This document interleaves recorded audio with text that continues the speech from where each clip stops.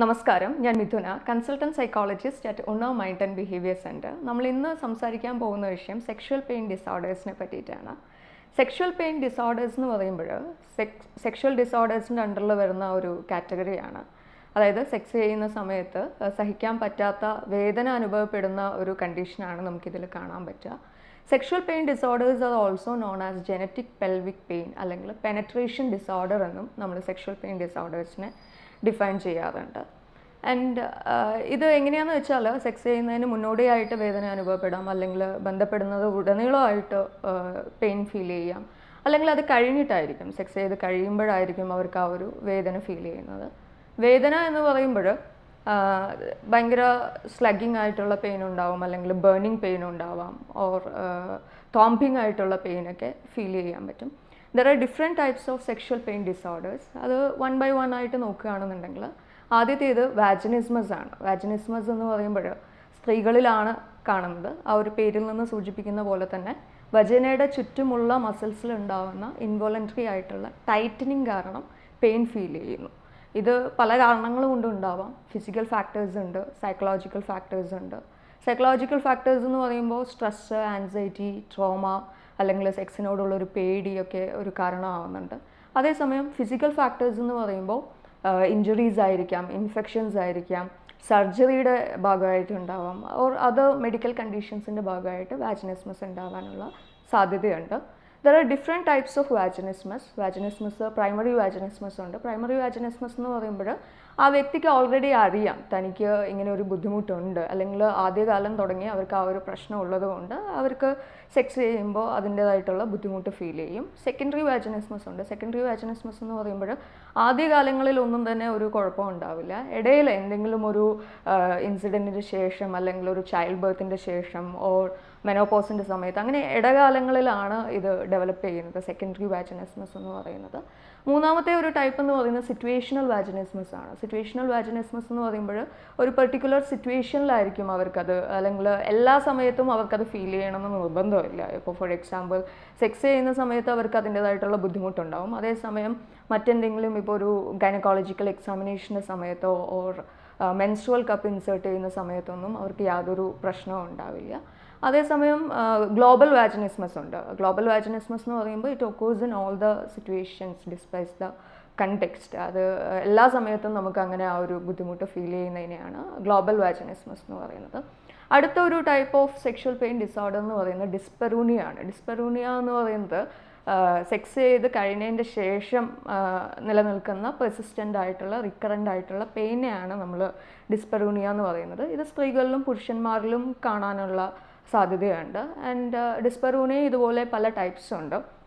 Primary ഡിസ്പെറൂണിയ ഉണ്ട്, അതായത് അവർക്ക് ആദ്യം തുടങ്ങിയ ഈ ഒരു ബുദ്ധിമുട്ടുണ്ടാവാം, ഡിസ്പെറൂണിയ ഉണ്ട്, അതുകൊണ്ട് അവർക്ക് ഇൻ്റർകോഴ്സ് ചെയ്യാനുള്ളൊരു ഡിഫിക്കൽട്ടി ഉണ്ടാവാം. ആൻഡ് സെക്കൻഡറി ഡിസ്പെറൂണിയ ഇതേപോലെ ഇടകാലങ്ങളിൽ ഒക്കോർ ചെയ്യുന്നതാണ്. ഡ്യൂ ടു സം ഏജിങ് ആയിരിക്കാം, അല്ലെങ്കിൽ ആ ഒരു റിലേഷൻഷിപ്പിൽ വരുന്ന ഡൈനാമിക്സ് അതിലെന്തെങ്കിലും ഉള്ള ഒരു ചേഞ്ച് കാരണമായിരിക്കാം. അതും ഇതുപോലെ സൈക്കോളജിക്കൽ ഫാക്ടേഴ്സ് കാരണം ഉണ്ടാവാം, ഫിസിക്കൽ ഫാക്ടേഴ്സ് കാരണം, സ്ട്രെസ്സ്, ആൻസൈറ്റി, ട്രോമ ഒക്കെ കാരണം ഉണ്ടാവാം. അതുപോലെ ഇൻഫെക്ഷൻസ്, ഇഞ്ചുറീസ്, മറ്റ് ബുദ്ധിമുട്ടുകളൊക്കെ കാരണം ഡിസ്പെറൂണിയ ഉണ്ടാവും. ഡിസ്പെറൂണിയയിലും ദർ ആർ ഡിഫറെൻറ്റ് ടൈപ്സ്. അതിൽ ഡീപ്പ് ഡിസ്പെറൂണിയ ഉണ്ട്. ഡീപ്പ് ഡിസ്പെറൂണിയ എന്ന് പറയുമ്പോൾ the pain is felt deep in the genital region ആണെങ്കിലും അബ്ഡോമിനൽ റീജിയനിലും പെൽവിസ് റീജിയനിലും ഒക്കെ ആയിട്ട് വേദന അനുഭവപ്പെടാം. And that is due to physical reasons like endometriosis ഒരു കാരണമാവുന്നുണ്ട്. അതേപോലെ യുട്രൈനൽ ഫൈബ്രോയിഡ്സ് എന്ന് പറയുമ്പോൾ അതിൻ്റെ സൈസ്, അതിൻ്റെ ലൊക്കേഷൻ ഒക്കെ ഡിപ്പെൻഡ് ചെയ്തിരിക്കും അവിടെ നമുക്ക് ഉണ്ടാകുന്ന പെയിൻ എന്ന് പറയുന്നത്. ആൻഡ് ഓവറിയൻ സിസ്റ്റ് കാരണം ഡിസ്പെറൂണിയ ഉണ്ടാവാനുള്ള സാധ്യതയുണ്ട്. അതേപോലെ പെൽവിക് ഇൻഫ്ലമേറ്ററി ഡിസീസസ് കാരണം ഡിസ്പെറൂണിയ ഉണ്ടാവാനുള്ള ചാൻസസ് ഉണ്ട്. അതേപോലെ സൂപ്പർഫിഷ്യൽ ഡിസ്പെറൂണിയ എന്ന് പറയും. സൂപ്പർഫിഷ്യൽ ഡിസ്പെറൂണിയ എന്ന് പറയുന്നത് സെക്സ് ചെയ്യുന്നതിന് മുന്നോടിയായിട്ട് ഇപ്പോൾ ആ ഒരു ജെനിറ്റൽ പാർട്ടിൽ ഉണ്ടാകുന്ന ഡ്രൈനെസ് കാരണം ആ ഒരു ലൂബ്രിക്കേഷൻ ഇല്ലാത്തത് കൊണ്ട് ഫീൽ ചെയ്യുന്ന ബുദ്ധിമുട്ടാണ് സൂപ്പർഫിഷ്യൽ ഡിസ്പെറൂണിയ എന്ന് പറയുന്നത്. ആൻഡ് അതർ മറ്റൊരു type of sexual pain disorder എന്ന് പറയുന്നത് വൾവോഡൈനിയ ആണ്. വൾവോഡൈനിയ എന്ന് പറയുന്നത് വൾവ റീജിയൻ, ഫീമെയിൽ ജെനിറ്റൽസിൻ്റെ എക്സ്റ്റേണൽ പാർട്ടിൽ ഉണ്ടാകുന്ന ആ ഒരു റീജിയനിൽ ഉണ്ടാകുന്ന പെയിനെയാണ് വൾവോഡൈനിയ എന്ന് പറയുന്നത്. അതിൻ്റെ ഒരു സബ് ടൈപ്പാണ് വെസ്റ്റിബുലോഡൈനിയ എന്ന് പറയും. വെസ്റ്റിബുലോഡൈനിയ എന്ന് പറയുന്നത് വെസ്റ്റിബ്യൂൾ റീജിയനിൽ ഉണ്ടാകുന്നതാണ്. വൾവോഡൈനിയ തന്നെ 2 ടൈപ്പ് ഉണ്ട്. ജനറലൈസ്ഡ് വൾവോഡൈനിയ ഉണ്ട്, ലോക്കലൈസ്ഡ് വൾവോഡൈനിയ ഉണ്ട്. ജനറലൈസ്ഡ് വൾവോഡൈനിയ എന്ന് പറയുമ്പോൾ ആ ഒരു റീജിയൻ മുഴുവനായിട്ടും നമുക്ക് വേദന അനുഭവപ്പെടാം. ലോക്കലൈസ്ഡ് വൾവോഡൈനിയ എന്ന് പറയുമ്പോൾ അതിലേതെങ്കിലും ഒരു പെർട്ടിക്കുലർ സ്പെസിഫിക് ആയിട്ടുള്ള ഒരു പാർട്ടിലായിരിക്കും, ക്ലിറ്റോറിസ് അങ്ങനെ ഏതെങ്കിലും ഒരു പാർട്ടിലായിരിക്കും വേദന അനുഭവപ്പെടുന്നത്. മറ്റ് ഒരു ടൈപ്പ് ഓഫ് ഡിസോർഡർ ആണ് പോസ്റ്റ് കോയിറ്റൽ ഡിസ്ഫോറിയ എന്ന് പറയുന്നത്. പോസ്റ്റ് കോയിറ്റൽ ഡിസ്ഫോറിയ എന്ന് പറയുമ്പോൾ സെക്സ് ചെയ്ത് കഴിഞ്ഞതിന് ശേഷം അവർക്കുണ്ടാകുന്ന നെഗറ്റീവ് ഫീലിങ്സ് ആണ്. വിഷമമായിരിക്കാം, നിരാശയായിരിക്കാം, ദേഷ്യമായിരിക്കാം. അതിൻ്റെ ഒരു കാരണം എന്ന് പറയുന്നത് ഹോർമോണൽ ഫ്ലക്ച്വേഷനാണ്. അതായത് ഹോർമോണലിൽ വരുന്ന ആ ഒരു ചേഞ്ച് അവരെ ഇമോഷണലി ഡ്രെയിൻഡ് ആക്കുകയും അവർക്ക് ഇതുപോലെയുള്ള ഒത്തിരി നെഗറ്റീവ് ഇമോഷൻസ് അനുഭവപ്പെടുകയും ചെയ്യും. ആൻഡ് അത് ഒരു ടൈപ്പ് ഓഫ് ഡിസോർഡർ എന്ന് പറയുന്നത് പീനൈൽ പെയിൻ ഡിസോർഡേഴ്സ് ആണ്. പുരുഷന്മാരിൽ കാണുന്ന പീനിസിൽ ഉണ്ടാകുന്ന വേദനയാണ്. പീനൈൽ പെയിൻ ഡിസോർഡേഴ്സ് തന്നെ പല ടൈപ്സ് ഉണ്ട്. അതിൽ തന്നെ പൈറോണീസ് ഡിസീസ് ഉണ്ട്. പൈറോണീസ് ഡിസീസ് എന്ന് പറയുമ്പോൾ ആ പീനിസിനുള്ള development of fibrous scar tissue, അത് കാരണം അവർക്ക് ഇൻ്റർകോഴ്സ് ചെയ്യുമ്പോൾ ബുദ്ധിമുട്ട് അനുഭവപ്പെടാം. അതേപോലെ ഫിമോസിസ് ഉണ്ട്. ഫിമോസിസ് എന്ന് പറയുമ്പോൾ ഫോർസ്കിൻ ടൈറ്റൻഡ് ആവും. ഫോർസ്കിൻ ടൈറ്റൻഡ് ആവുന്നത് ഇസ് ഡ്യൂ ടു അവിടെയുള്ള ബ്ലഡ് ഫ്ലോയിലുള്ള റെസ്ട്രിക്ഷൻ കാരണം അല്ലെങ്കിൽ മറ്റ് ഇൻഫെക്ഷൻസ് ഒക്കെ കാരണം ഫോർസ്കിൻ ടൈറ്റൻഡ് ആവുകയും it is difficult to retract അല്ലെങ്കിൽ pull back over the head of the penis. അങ്ങനെയാണ് ഫിമോസിസ്. അതിൽ തന്നെ പാരാഫിമോസിസ് ഉണ്ട്. പാരാഫിമോസിസ് എന്ന് പറയുമ്പോൾ ഇറ്റ് വിൽ ഗെറ്റ് റിട്രാക്റ്റഡ്, പക്ഷേ അത് it is difficult to come back to the normal position. So അങ്ങനെയൊക്കെ കാരണങ്ങൾ കൊണ്ട് അല്ലെങ്കിൽ പീനൽ ഫ്രാക്ചർ എന്ന് പറയുമ്പോൾ അവിടെയുള്ള ടിഷ്യൂ ടയർ ഓഫ് ആവുന്ന ഒരു കണ്ടീഷനാണ്. അപ്പോൾ ഈ കാരണങ്ങൾ കൊണ്ടൊക്കെ നമുക്ക് വേദന അനുഭവപ്പെടാനുള്ള സാധ്യതയുണ്ട്. ഈ സെക്ഷുവൽ പെയിൻ ഡിസോർഡേഴ്സിൻ്റെ കാരണങ്ങൾ നോക്കുകയാണെന്നുണ്ടെങ്കിൽ ഒട്ടനവധി റീസൺസ് ഉണ്ട്. മെയിനായിട്ടും ആൻസൈറ്റി തന്നെയാണ്. ആൻസൈറ്റി എന്ന് പറയുമ്പോൾ എല്ലാത്തിനോടും ഉള്ളൊരു പേടി, എസ്പെഷ്യലി സെക്സിനോടുള്ളൊരു പേടി, ജനറലൈസ്ഡ് ആൻസൈറ്റി ഡിസോർഡറിൻ്റെയൊക്കെ ഒരു ഭാഗമായിട്ട് ഈ ഒരു സെക്ഷുവൽ പെയിൻ ഫീൽ ചെയ്യാനുള്ള സാധ്യതയുണ്ട്. മാത്രമല്ല ഒരു ആൻറ്റിസിപ്പേഷൻ ഉണ്ടാകും റിഗാർഡിങ് ദെയർ റിലേഷൻഷിപ്പ്. ആ ഒരു സിറ്റുവേഷൻ എങ്ങനെ ഡീൽ ചെയ്യണമെന്നുള്ളതിനെ കുറിച്ചുള്ള ഒരു ഉത്കണ്ഠ കാരണം അവർക്ക് അങ്ങനെ ഫീൽ ചെയ്യാനുള്ള സാധ്യതയുണ്ട്. അതുകൂടാതെ ഒരു പെർഫോമൻസ് ആൻസൈറ്റി ഉണ്ടാകും. എങ്ങനെ ഞാൻ പെർഫോം ചെയ്യും, ആ ഒരു സെക്സ് എങ്ങനെ എനിക്ക് ചെയ്യാൻ പറ്റും, ഓർ അതിൽ എനിക്ക് പാർട്ട്ണറിനെ പ്ലീസ് ചെയ്യിപ്പിക്കാൻ പറ്റുമോ, the ability to maintain erection, അതൊക്കെ തന്നെ പെർഫോമൻസിന് ബാധിക്കുന്ന കുറേ ടെൻഷൻ അവരുടെ മനസ്സിലുള്ളതുകൊണ്ട് ഇതുപോലുള്ള വേദനകൾ അനുഭവപ്പെടാനുള്ള സാധ്യതയുണ്ട്. മാത്രമല്ല